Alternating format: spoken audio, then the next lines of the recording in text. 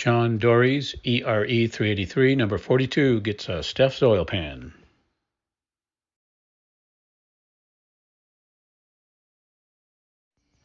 Hello, everybody. Hey, this is going to be a narration video, basically a slideshow.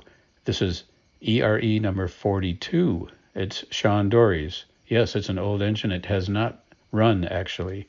So Sean took a while to get it installed, and he found that when he filled it up with water, the engine,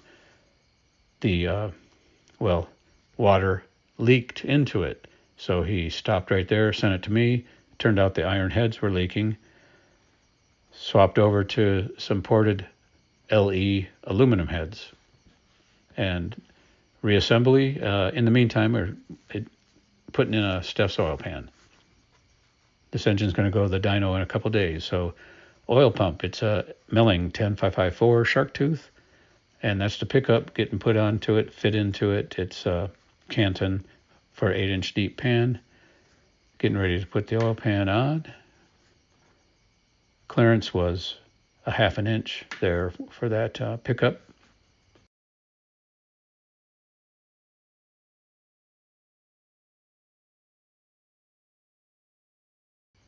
The pan is on. Real nice billet oil pan rail stroker notch.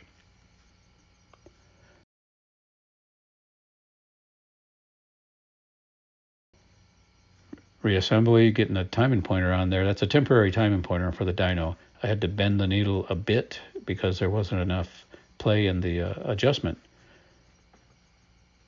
All right, so rocker studs.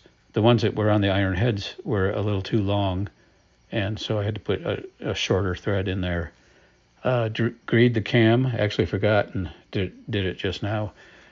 Okay, real bad alignment with when the iron heads guide plates. So I went to these AFR adjustables. Then alignment was much better.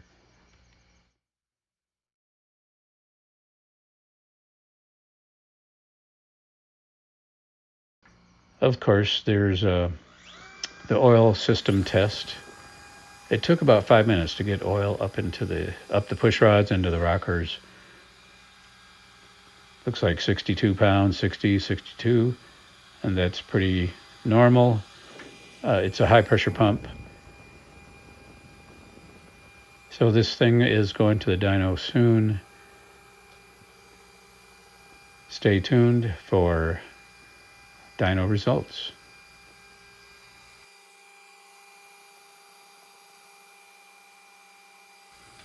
Carl Elwine Engines, take care.